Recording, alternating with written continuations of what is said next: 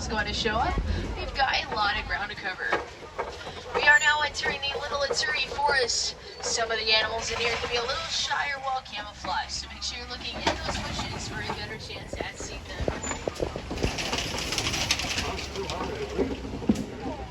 Yeah. On your right, back by that bamboo, you can see an animal called the okapi. The okapi is related to the giraffe. Both the okapi and the giraffe have a purplish blue tongue. The color of the tongue is going to protect it from the sun while they're eating. Okapi are also very good at hiding. They're so good that they're also known as the ghost of the forest. That is because the Western world did not believe that they existed until 1901.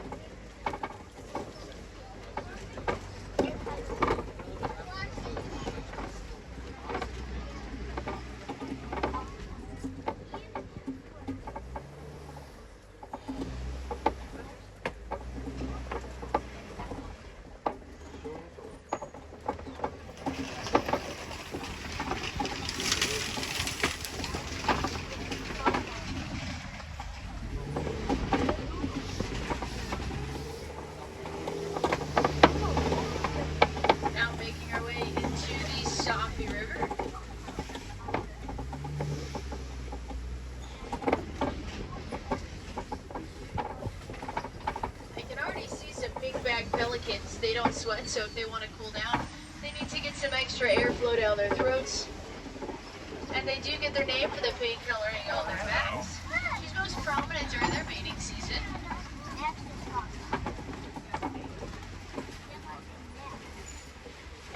And on the left here, you can see some hippos. The Nile hippopotamus. They do stay mostly submerged in the water to protect themselves from the sun. Their eyes, ears, and nostrils are positioned at the top of their head to make coming up for air a little easier.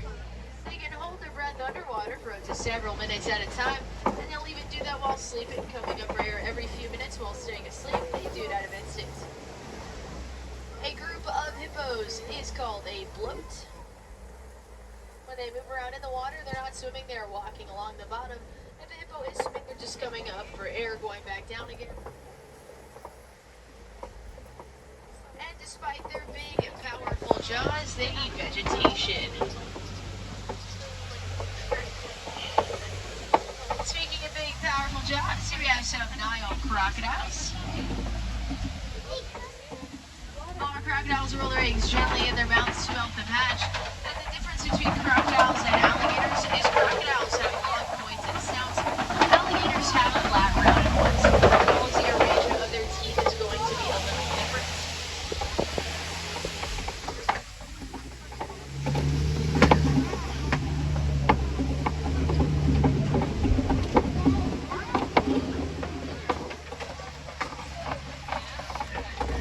Crocodiles also have a plating on their back that works similar to armor. It also works like a solar panel, helping them to absorb sunlight and stay nice and warm, which is important because they are cold-blooded. They do rely on outside sources of heat.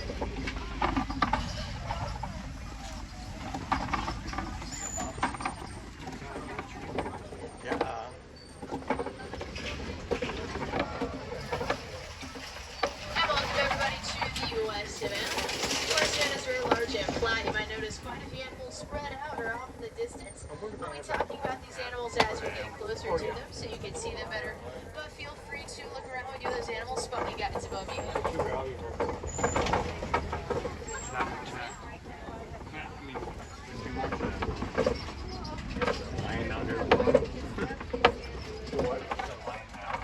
Hey, right there, you can already see some Ankoli cattle with their very large horns. Their horns are not as heavy as they look. They're actually honeycombed on the inside. Allows for extra blood circulation to keep them nice and cool when it's hot out.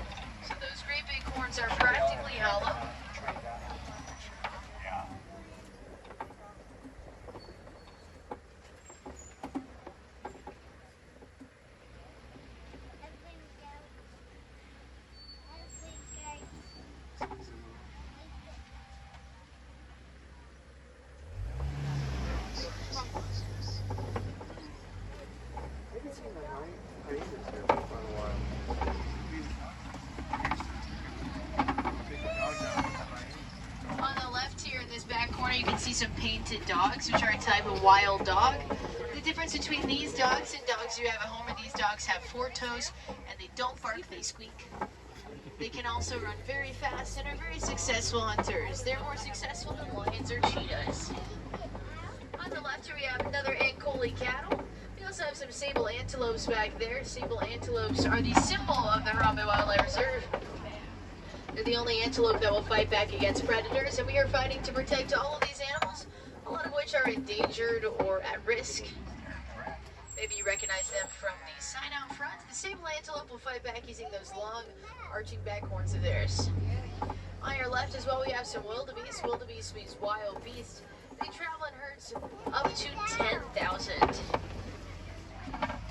On either side of us, we have some termite mounds. Termites will make these out of dirt, saliva, and dung. Oh, sweet home.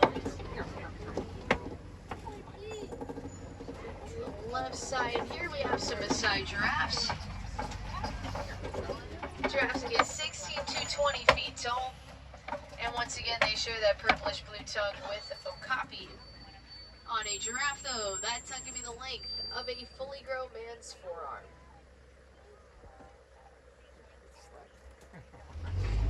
You can see some giraffes on either side of you. A group of giraffes is called a tower. And giraffes only sleep for a total of about 30 minutes a day, spread out throughout the day. They do not sleep very much.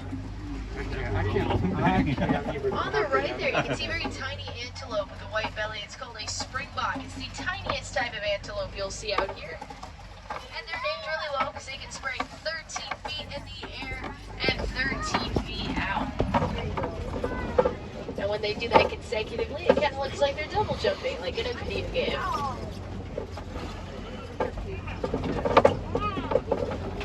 They jump like that. It is called bronking.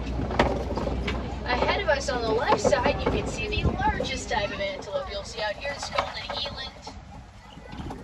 You notice an extra flap of skin on their throat that's called a dewlap. It is for temperature regulation.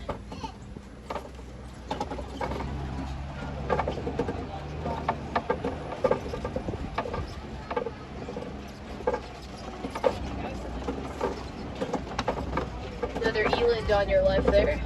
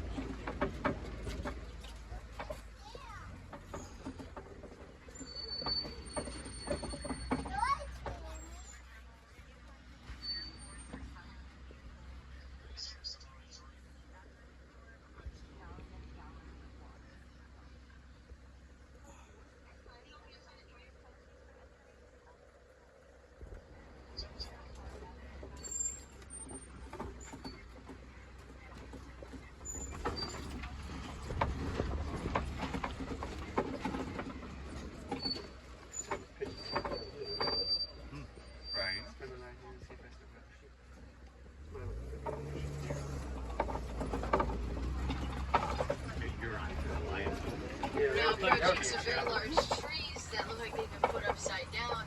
These are what baobab trees look like. They are also known as the tree of life. During the rainy season, they collect lots of water inside of them. And then during the dry season, animals are able to access the water inside of the trees. Your elephants put holes in the trees with their tusks. On your left, you can see some African elephants.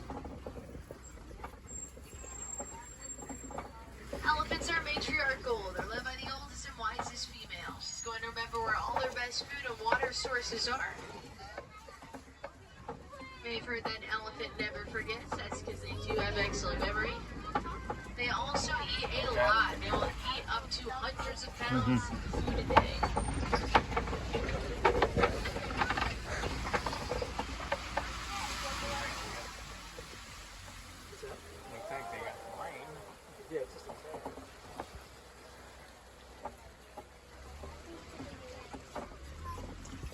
We have some greater flamingos. Greater flamingos are the least pink of the flamingos. They're still pink, just very light pink. Usually people think about flamingos, they're thinking of lesser flamingos, which are a little smaller and really pink. But all flamingos start out gray and fluffy. They get their pink color over time for the shrimp that they eat.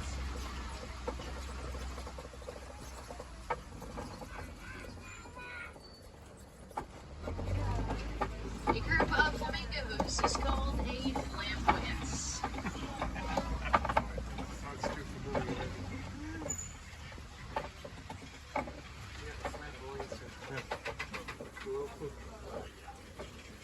Now we're saying goodbye to the West Savannah and hello to the East Savannah.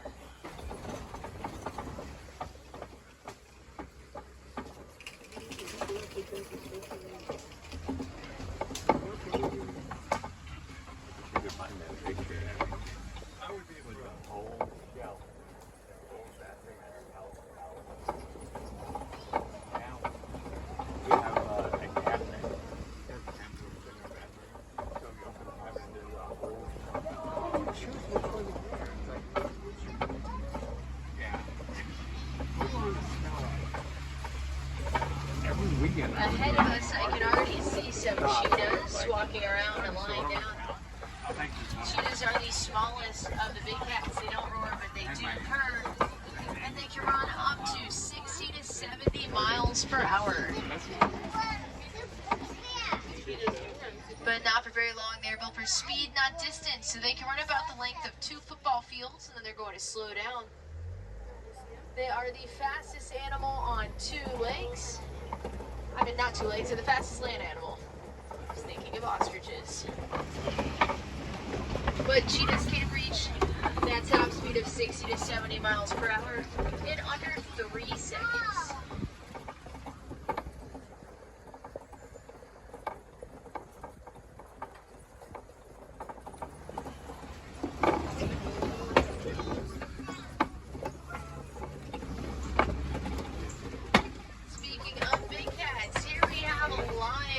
On this rock formation known as a copy. Copy where lions like to lay on, like Red Rock and the Lion King.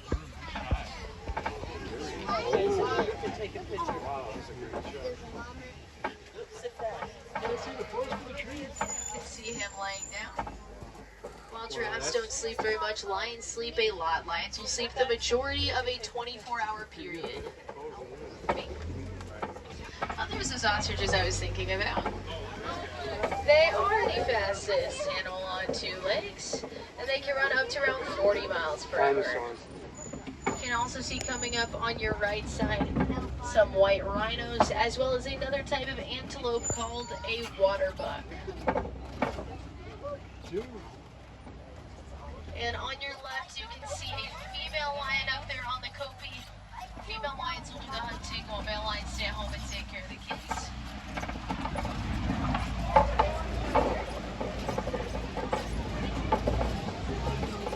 Yawning and roaring is contagious for lions. If they see another lion yawn or roar, it makes them want to do it. Kind of like how if we see someone yawn, it makes us want to yawn. They do the same thing. When I say lion in Swahili is Simba. When I say king in Swahili is Mufasa. So when I say lion king in Swahili is Simba Mufasa.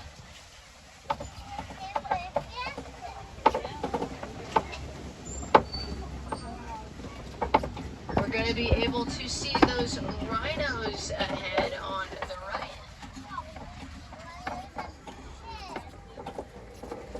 They're nearsighted, but they have very good hearing.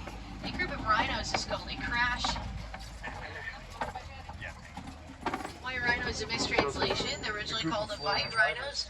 Westerners thought they were saying white, but white means wide, which is in reference to their wide mouth shape, whereas black rhinos have a pointed upper lip.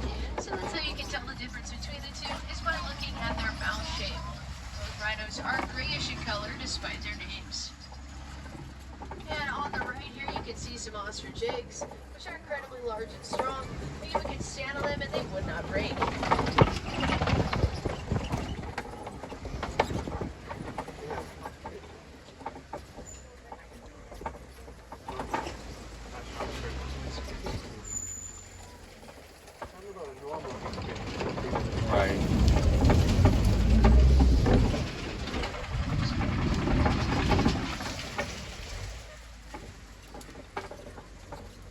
Welcome everybody to Magadi Glen. Here we have some Nigerian dwarf goats.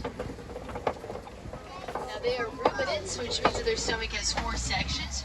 They're going to use those extra sections to digest food other animals cannot, which makes them a great choice for farmers. Makes it much easier to feed. They also produce a nice sweet milk that is rich in nutrients, or they can be turned into butter or cheese to sell.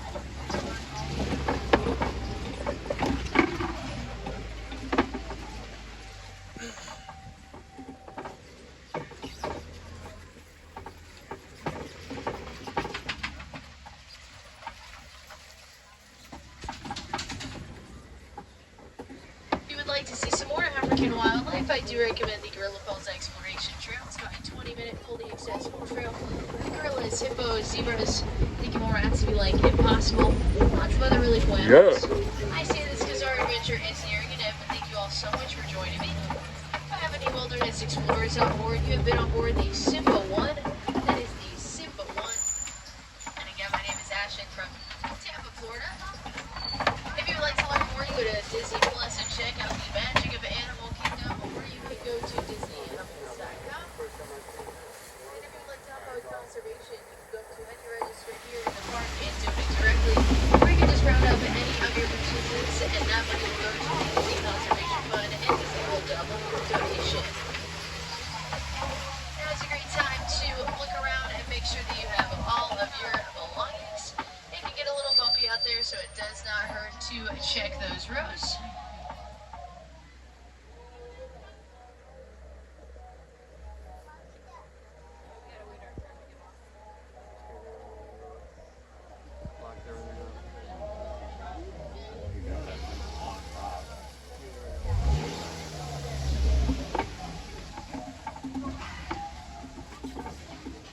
Try your luck at seeing some tigers today. Those are over in Asia on the Maharaja Jungle Trek.